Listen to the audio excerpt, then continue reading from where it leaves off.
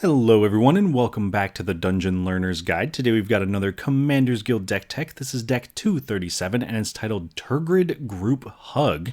And if you don't quite understand what those words in that order mean, I would not blame you. But before we get to that, of course, if you've never seen this show before, what we're doing is randomly selecting a card from scryfall.com or from among suggested cards, working with a budget of $100 or less and building a commander deck for Magic the Gathering around a theme of the chosen card. So starting off with, of course, our random card of the week, which was suggested by Haru over on Reddit, and that card is Possessed Portal. Possessed Portal is 8 mana for an artifact that says if a player would draw a card, that player skips that draw instead. And at the end of each turn, each player sacrifices a permanent unless they discard a card from their hand. So it's a very expensive card. 8 mana is definitely pretty rough, but considering it limits card draw and forces everybody at the table to either sacrifice or discard, means that it is perfect for our chosen commander, who, of course, did show up in the title of the video, so you may already know what's coming, and that is Tergrid, God of Fright. Now, Tergrid does also have a backside, Tergrid's Lantern, but if we're being honest, we're not going to focus on that too much, because despite the Lantern being 3 and a black for a legendary artifact that can tap and have target player lose 3 life, unless they sacrifice a non-land permanent or discard a card, plus you can pay 3 and a black to untap it, what we really want is the front side of Tergrid, and she is 3 black for a 4/5 legendary creature god. She has Menace, and whenever an opponent sacrifices a non-token permanent or discards a permanent card, you may put that card from the graveyard onto the battlefield under your control. So the way that this functions with Possessed Portal is every single turn, someone has to sacrifice or discard at the end of their turn, eventually running out of permanents to sacrifice and cards to discard. But every time they sacrifice or discard a permanent, we get to put it into play, meaning that we will have a much better time adapting to the Possessed Portal than our opponents will.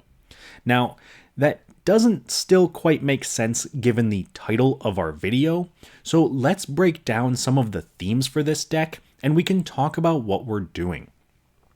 Now, starting off with our first theme, which is, again, where our title comes in, is actually Group Hug, but not in the way you might normally expect. You see, one of the main things our deck wants to do is actually make sure that everybody at the table has as many cards in their hand as possible. And some of the ways we can do that is with cards like Howling Golem, which is 3 mana for a 2/3 artifact creature golem. Whenever it attacks or blocks, each player draws a card. So ideally, we can continuously attack. Hopefully there will be people who are willing to take 2 damage so we can all draw a card. And we can keep our opponent's hands nice and full. We are not trying to force a lot of discard in this deck. However, by running Tergrid out when our opponents have full hands, means there is a chance they have to discard to hand size at the end of turn, so we can get a little bit of free value from Tergrid, while not actually getting that much hate at the table because we're helping everybody to draw cards.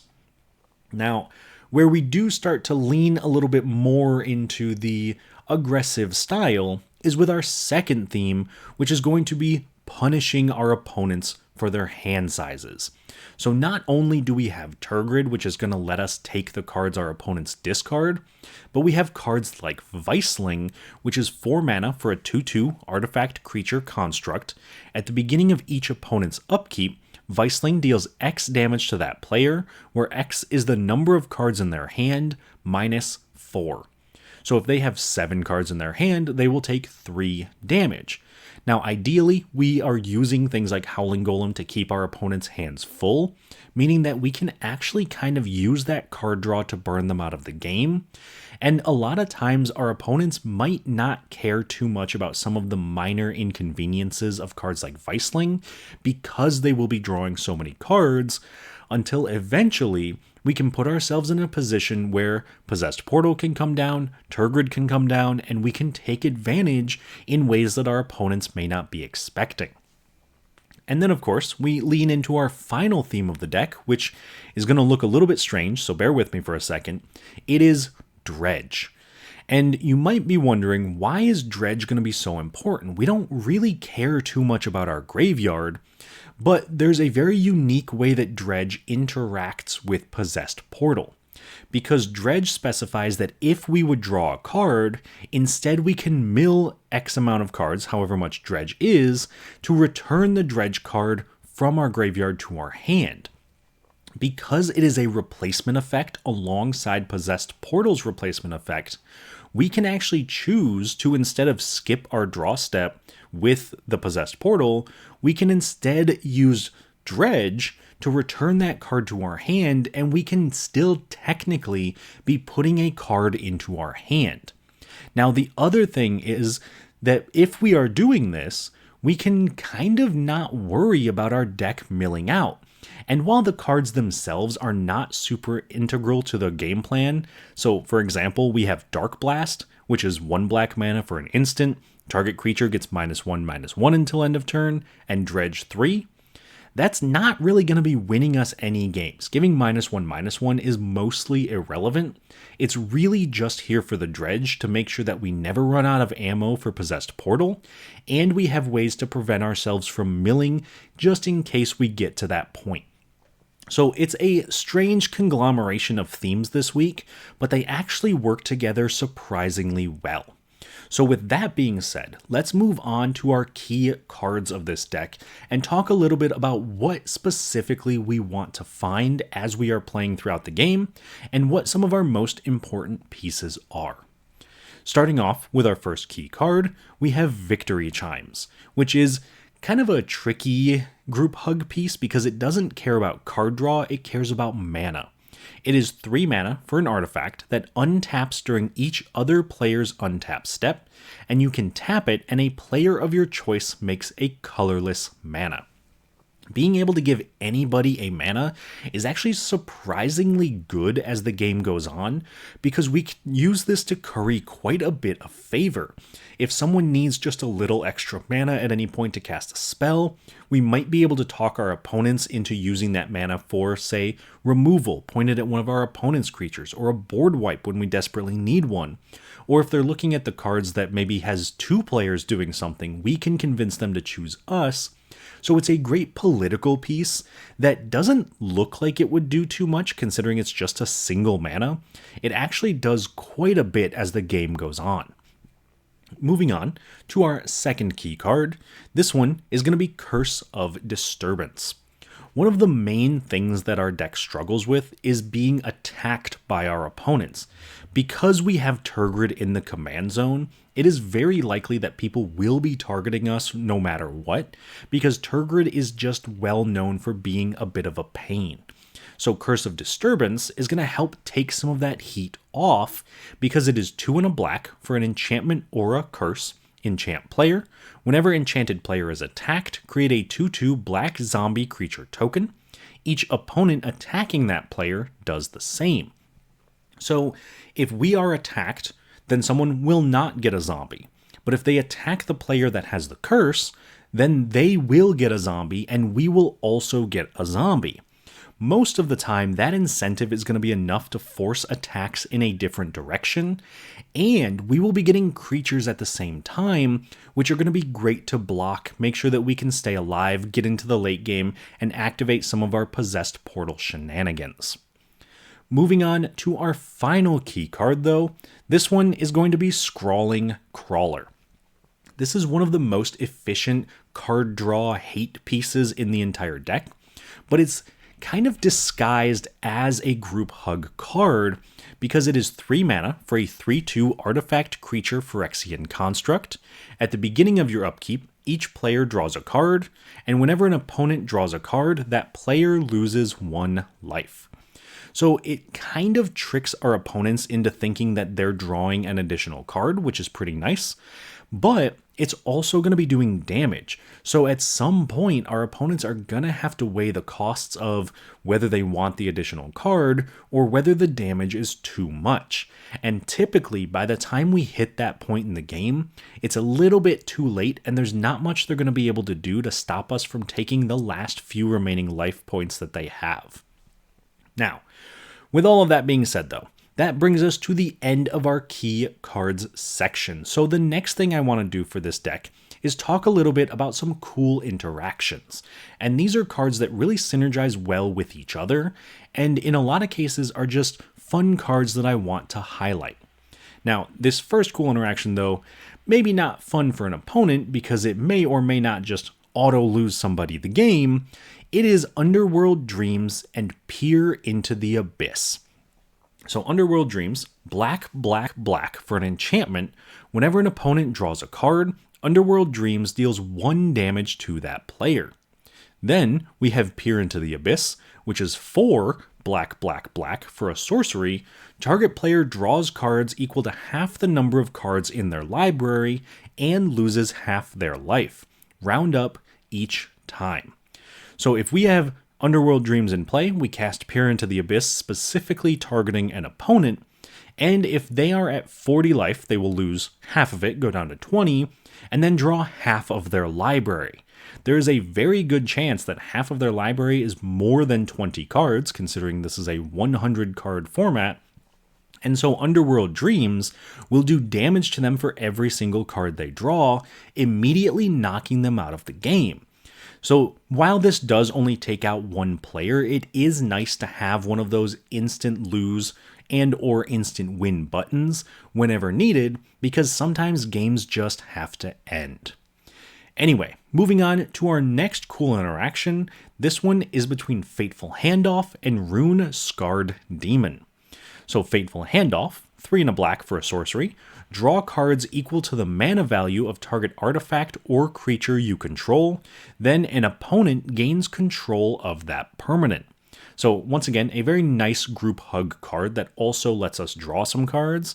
So obviously we want to give away something with a high mana value, and one of the best spells to give away is Rune Scarred Demon, which is 5 black black, so 7 mana, meaning we can draw 7 mana for 4 with Fateful Handoff. And it is a 6/6 demon with flying.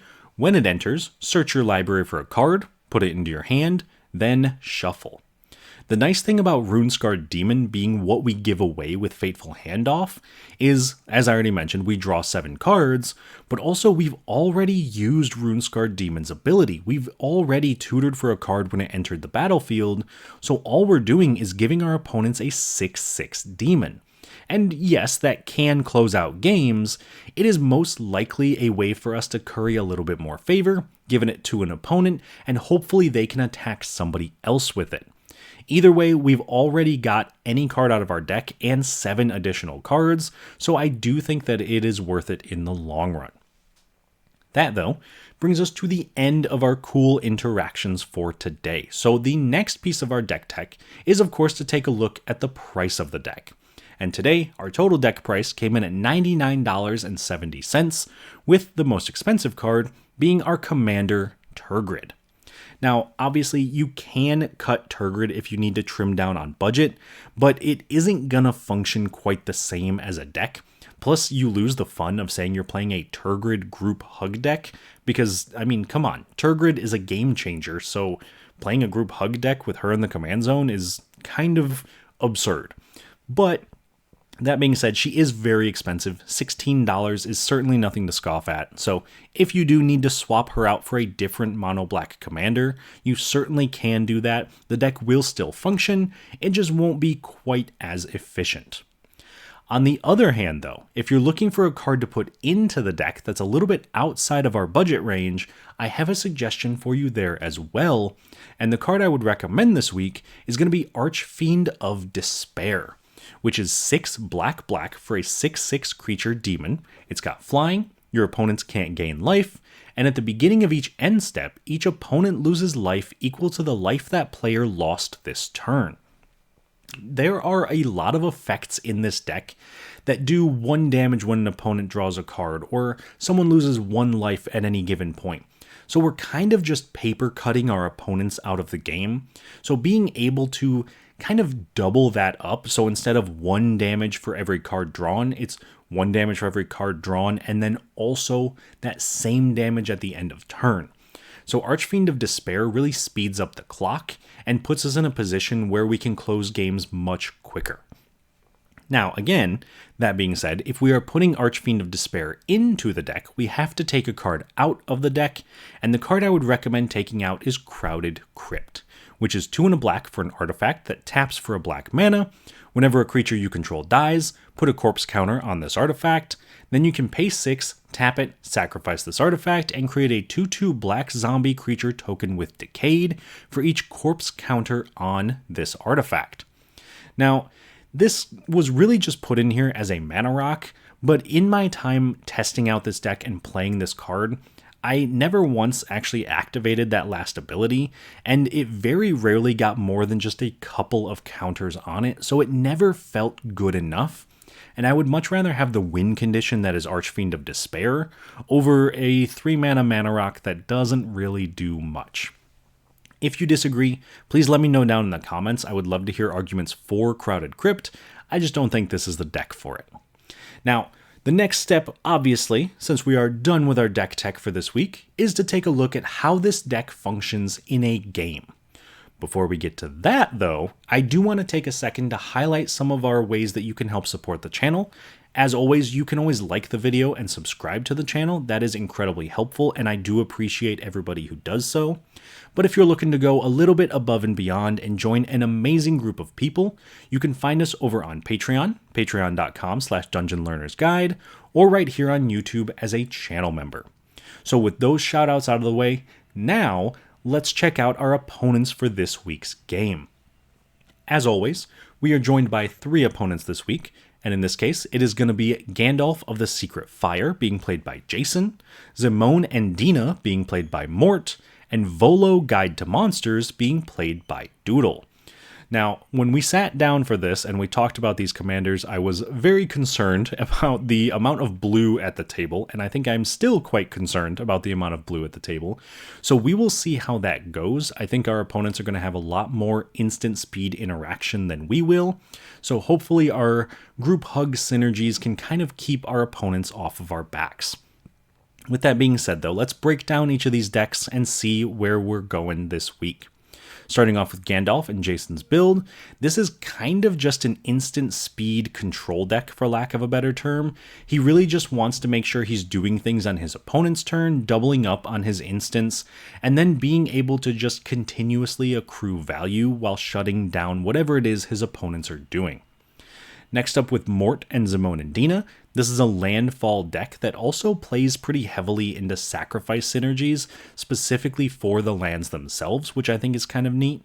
And it's a great way for him to ramp into Zimone and Dina, even though they're only 3 mana, because you really want to have 8 or more lands to be able to trigger her abilities. And then last but not least, we have Volo Guide to Monsters, being played by Doodle. And this is your typical Volo deck, so it's a lot of diverse creature types, but they're set up in a way to really take advantage of getting copies of them. So he has a lot of ETBs, cast triggers, things that allow him to double up on his already doubling up creatures. So I'm very concerned about the Volo deck, I'm not going to lie. Mainly because I have built a Volo Guide to Monsters deck on the channel before, and I tried to build it with the worst possible creature types, and it was still very powerful. So I imagine an actual tuned Volo list is going to be quite the menace at the table. Other than that, though, let me know down in the comments if you think there's anyone in particular you think is going to walk out the winner this week. Make sure you get those predictions in. And let's jump into this game, and I will talk to you all once it's done. At the start of the game, Jason goes first, followed by myself, Mort, and then Doodle. On Jason's first turn, he plays a Temple of Epiphany, scrying 1. I play a Swamp. Mort plays an Island. Doodle plays a Reliquary Tower, gaining no maximum hand size. Jason plays a Rugged Prairie and casts Talisman of Creativity. I play a Swamp and cast Arcane Signet. Mort plays a Hinterland Harbor and casts Sakura Tribe Elder.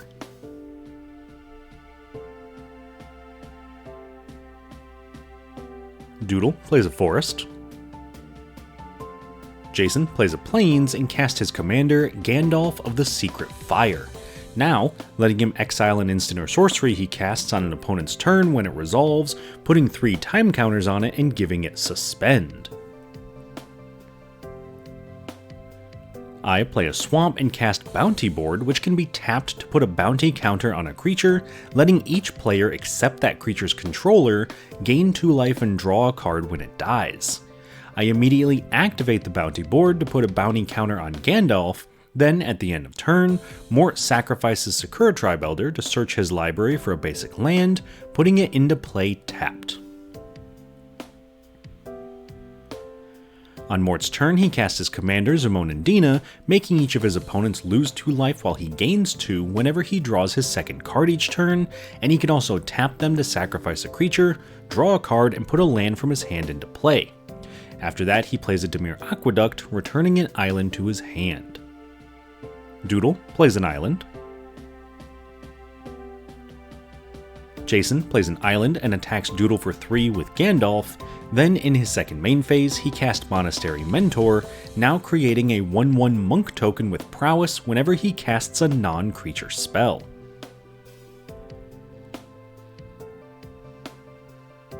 I play a Swamp and activate Bounty Board, putting a bounty counter on Zamon and Dina. Then I cast Nuclear Fallout for X equals 2, giving each creature -4/-4 until the end of turn, and giving each player 2 rad counters. This kills all creatures in play and triggers the Bounty Board, meaning Jason and Mort both draw a card and gain 2 life, while Doodle and I draw 2 and gain 4.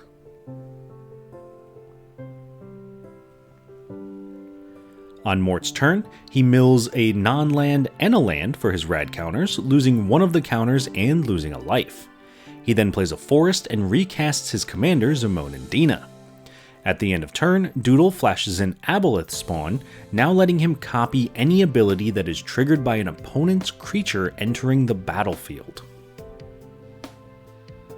On Doodle's turn, he mills a land and a non-land for his rad counters, losing a counter and losing a life.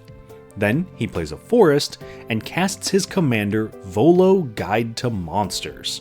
This now lets him create a token copy of each creature he casts, as long as it doesn't share a creature type with any creature he has in play or in the graveyard.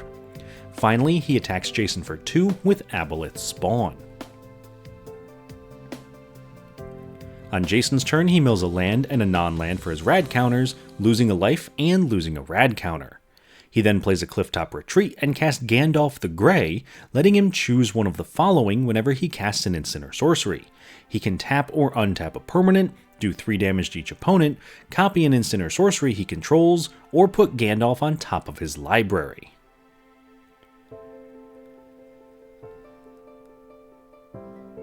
On my turn, I mill 2 non-lands for my rad counters, losing both counters and losing 2 life. I then play a Swamp and cast Thought Vessel, gaining no maximum hand size. Finally, I cast my commander, Tergrid, God of Fright, letting me put any permanent into play under my control that is sacrificed or discarded by my opponents.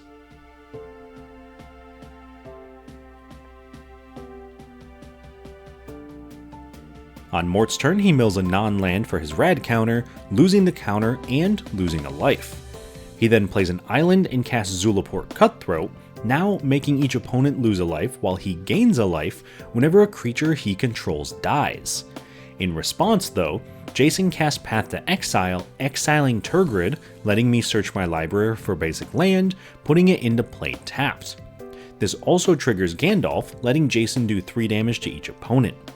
After that resolves, Mort casts Solemn Simulacrum, searching his library for a basic land, putting it into play tapped. This also triggers Doodle's Aboleth, so he searches his library for a basic land as well.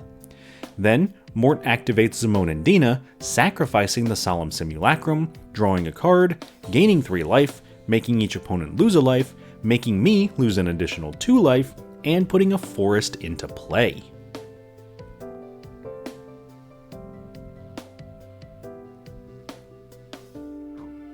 On Doodle's turn, he mills a non-land for his rad counter, losing the counter and losing a life, then plays a command tower and casts Over Being of Myth, creating a token copy of it and letting him draw an additional card in his draw step.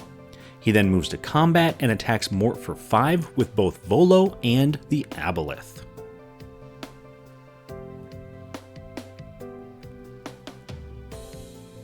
On Jason's turn, he mills a land for his rad counter, then attacks me for 3 with Gandalf, and passes. On my turn, I play a swamp and recast my commander, Tergrid, and once she resolves, I cast Bandit's Talent, making each opponent either discard 2 cards or discard 1 non-land card when it enters. In response, Jason cast Frantic Search, drawing 2 cards, discarding 2 cards, untapping 3 lands and triggering Gandalf to copy the spell, drawing another 2 cards, discarding another 3 cards, and untapping another 2 lands. For the first spell that resolves, Jason discards a mountain and a plains, so I put them into play under my control.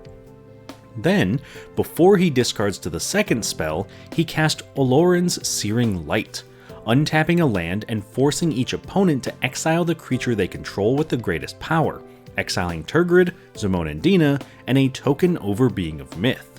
Then the rest of the stack resolves, letting Jason draw 2, discard 2 and untap 3 lands, while each of my opponents also discard a non-land card. Once all of that resolves, I activate Bounty Board, putting a bounty counter on Gandalf.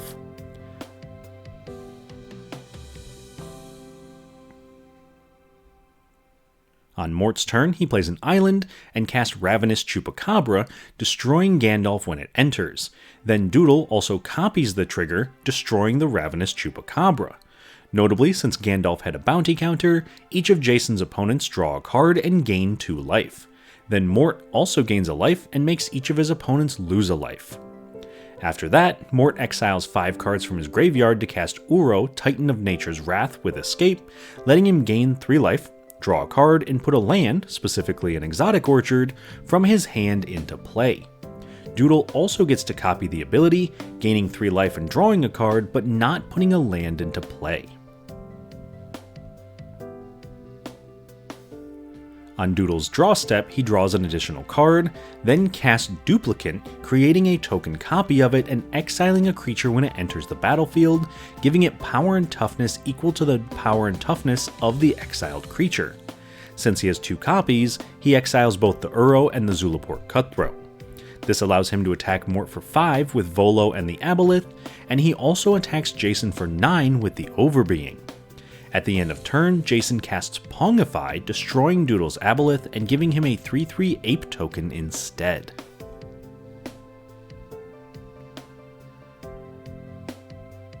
On Jason's turn, he mills a land for his rad counter, then delves away 6 cards to cast Sorcerous Squall, forcing me to mill 9 cards and letting Jason cast an instant or sorcery from my graveyard for free. Unfortunately for Jason, even after I mill, the only instant and sorcery in my graveyard is Nuclear Fallout, so he casts it but can only give each creature -0/-0 and give each player 0 rad counters. On my turn, I play a swamp and cast Peer into the Abyss, targeting Jason, so he draws half his library and loses half of his life. Once that resolves, I cast Victory Chimes, which can tap to give any player a colorless mana, and untaps on each untap step. With that, I also cast Vissler Turlo, which enters under Jason's control, is goaded for the rest of the game, and makes him draw a card in his end step while also losing life in his end step, equal to the number of cards in his hand. Mort casts Retreat to Hagra, so now, whenever a land enters under his control, he either gives a creature +1/+0 in Death Touch until the end of turn, or makes each opponent lose a life while he gains a life. After that, he plays a forest, gaining a life and making each opponent lose a life, and then casts Clifftop Lookout, revealing cards from the top of his library until he reveals a land, putting it into play tapped. This has him putting a Flooded Grove into play, gaining a life and making each opponent lose a life. In Doodle's draw step, he draws an additional card, then mutates Dreamtail Heron on top of his Overbeing of Myth, drawing a card and giving it flying. He then plays a Waterlogged Grove, and moves to combat attacking Jason for 12, me for 7, and Mort for 6. Before the blocks, Jason cast Big Score, discarding a card, drawing 2 and making 2 treasure tokens. In response, Doodle cast Decisive Denial, countering the Big Score unless Jason pays 3, which he can't. This leaves Jason completely tapped out, so now he's forced to take 11 damage, knocking him out of the game. Notably, now that Jason is out of the game, Visler Turlo returns to my control and I lose Jason's Plains and Mountain.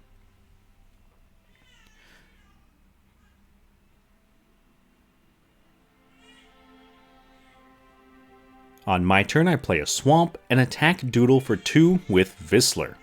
Then, in my second main phase, I put a bounty counter on Volo and cast Deadly Cover-Up, collecting evidence, so I destroy all creatures and exile an island from Doodle's graveyard, allowing me to search his library for every other island he has, exiling all of them.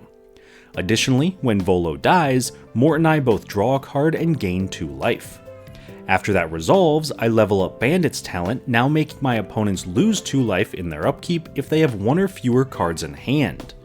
Then I cast Contested Game Ball, so whenever I'm dealt combat damage, the attacking player gains control of it, and it can be activated for 2 mana to draw a card and put a point counter on it, getting sacrificed when it has 5 or more counters on it. I immediately activate the Game Ball to draw a card, then pass.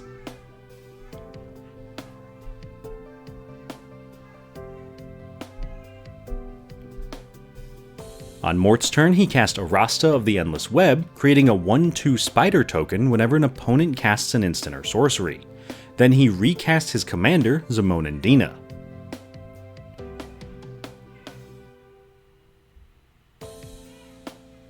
Doodle plays a Castle Garenbrig, and then cast Kogla the Titan Ape, having it fight Zamonandina when it enters, killing them. After that, he also casts Loaming Shaman, shuffling his graveyard into his library when it enters.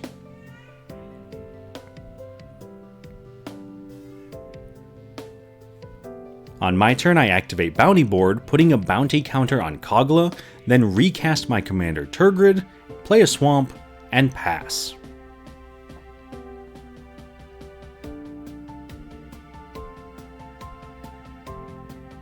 Mort casts a Tendershoot Dryad, now creating a 1/1 Saproling token in each opponent, and also giving his Saprolings +2/+2 since he has the City's Blessing.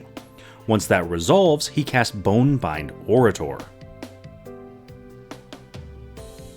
In Doodle's upkeep, Mort creates a Saproling token, then Doodle recasts his commander Volo, and also casts Altered Ego, entering as a copy of Tendershoot Dryad and triggering Volo to create a second Altered Ego, which enters as yet another copy of Tendershoot Dryad, giving Doodle the City's Blessing.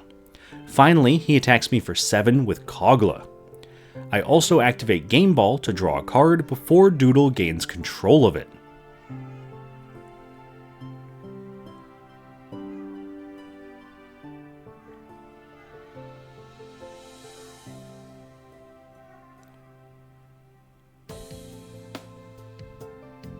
In my upkeep, Mort makes a Saproling and Doodle makes 2, then I play a Swamp and activate Bounty Board, putting a bounty counter on Volo. Then I cast a Fateful Handoff, drawing cards equal to the mana value of an artifact or creature I control, giving control of it to an opponent. This has me drawing 3 cards and giving Mort my Bounty Board, while Mort also makes a Spider token. After that, I cast a Howling Mine, letting each player draw an additional card in their draw step. Once that resolves, I cast Underworld Dreams, doing a damage to an opponent whenever they draw a card. Finally, I cast a Necroplasm, which gets a +1/+1 counter in my upkeep, and, in my end step, destroys each creature with mana value equal to the counters on it. This turn, since it has no counters, I destroy all 0 mana value creatures, which is all of the Saproling tokens.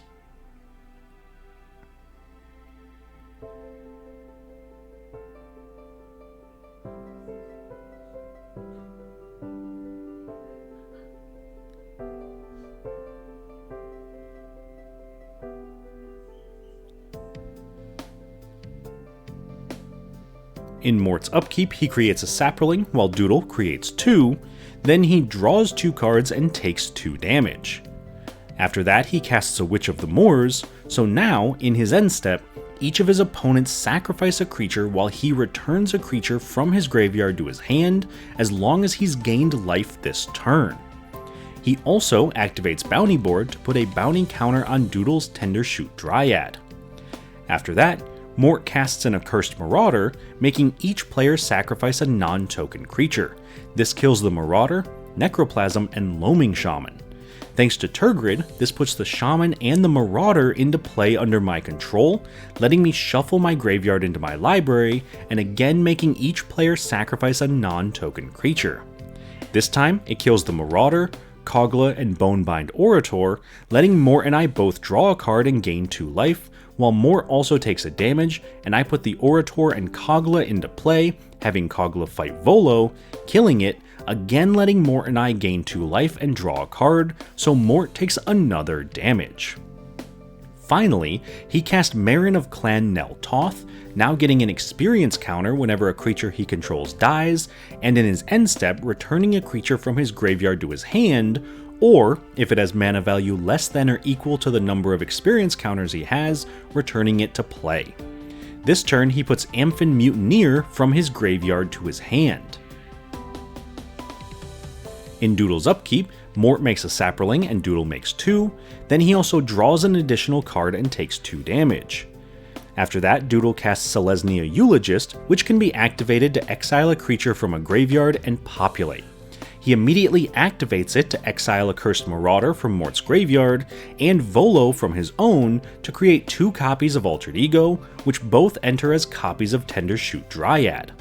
After that, Doodle attacks Mort and I both for 9 with a Saproling, but Mort blocks with one of his Saprolings, and I block with Loaming Shaman, killing both blockers.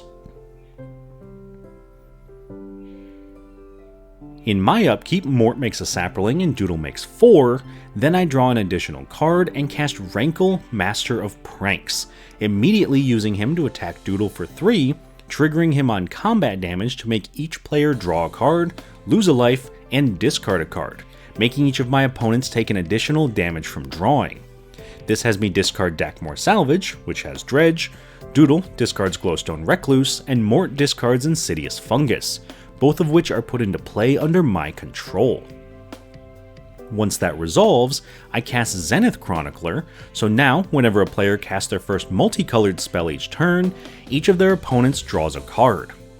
After that, I cast a Howling Golem, letting each player draw a card whenever it attacks or blocks. Finally, I cast Blade Griff Prototype, allowing any player dealt combat damage by it to destroy any non-land permanent not controlled by me. Mort draws an additional card for his turn, taking 2 damage, and also makes a Saproling while Doodle makes 4. He then attacks Doodle for 6 with 2 Saprolings, but Doodle blocks them with his Saprolings, killing Mort's attackers. In his second main phase, Mort activates the Encore ability of Amphin Mutineer from his graveyard, exiling it and creating a token copy of it. When the copy enters, it exiles Selesnya Eulogist, replacing it with a 4/3 Salamander token.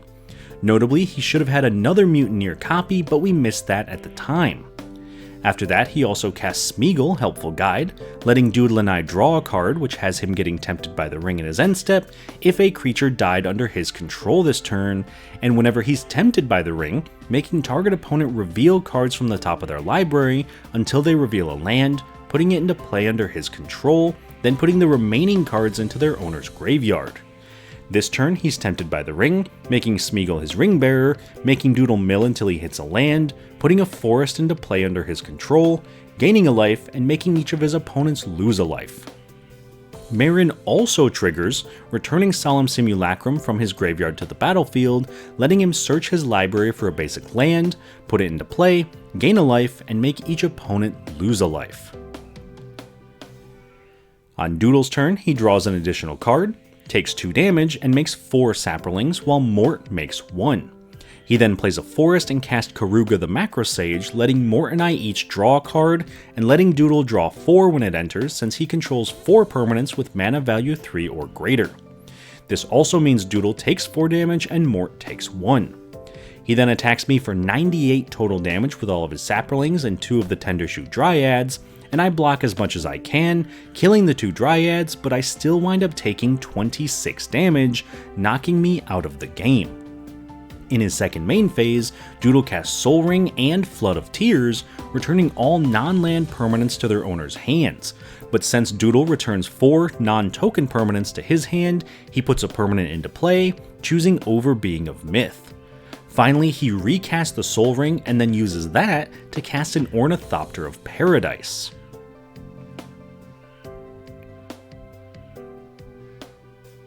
On Mort's turn, he casts Retreat to Hagra, followed up by recasting Amphin Mutineer, exiling Over Being of Myth when it enters, replacing it with a 4/3 Salamander.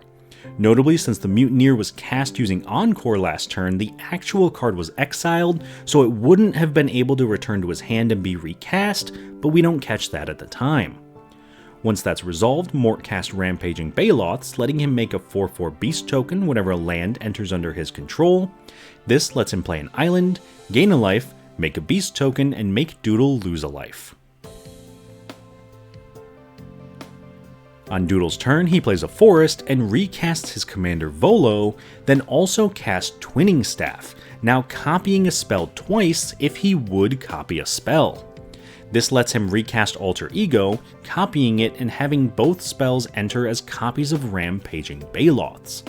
Finally, he casts Sanctum Weaver, creating a copy of that as it enters as well.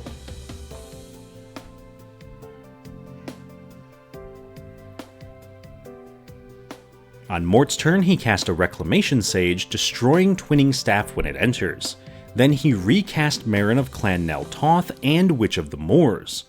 Once that resolves, Mort attacks Doodle for 14 with his Baloths, Beast Token, and Amphin Mutineer.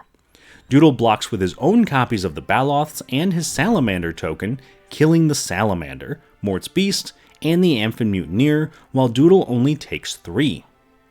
In his second main phase, Mort plays a forest, gaining a life, making a Beast token, and making Doodle lose a life. Then he moves to his end step, returning Solemn Simulacrum to his hand from the graveyard, and returning Amphin Mutineer to the battlefield from the graveyard, exiling Alter Ego and replacing it with a Salamander token, which is immediately sacrificed to the Witch of the Moors.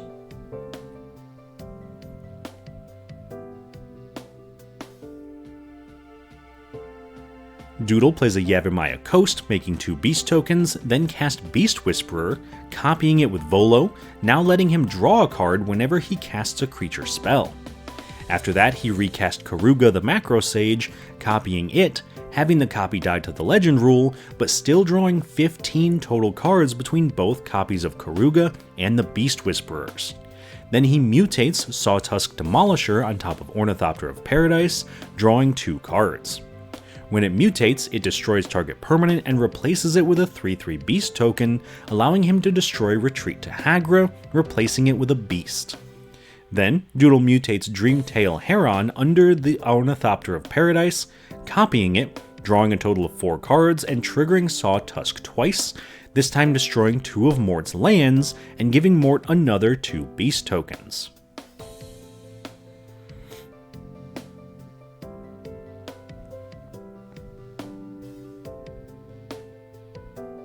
Finally, Doodle mutates Auspicious Sterix on top of the Ornithopter, drawing 2 cards, destroying another of Mort's swamps, giving him a Beast token, and exiling cards from the top of his library until he exiles 4 permanents, since the creature has mutated 4 times, putting those permanents into play. This has him exiling Primal Bellower, Skullwinder, Migratory Greathorn, and Evolutionary Leap. When they enter, the Skullwinder has him returning Glowstone Recluse from his graveyard to his hand, while Mort returns a Swamp. Additionally, the Bellower lets Doodle search his library for a Thrashing Brontodon, putting it into his hand.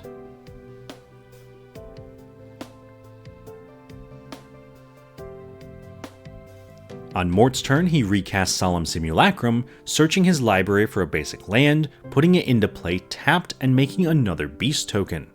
Then he attacks Doodle with most of his board for 25 total damage. Unfortunately for Mort, Doodle is able to block everything, only taking 1 damage and killing all of Mort's attackers. In his second main phase, Mort recasts Tendershoot Dryad and moves to his end step, returning Amphin Mutineer to play with Marin, exiling Doodle's mutated monstrosity, and replacing it with a Salamander.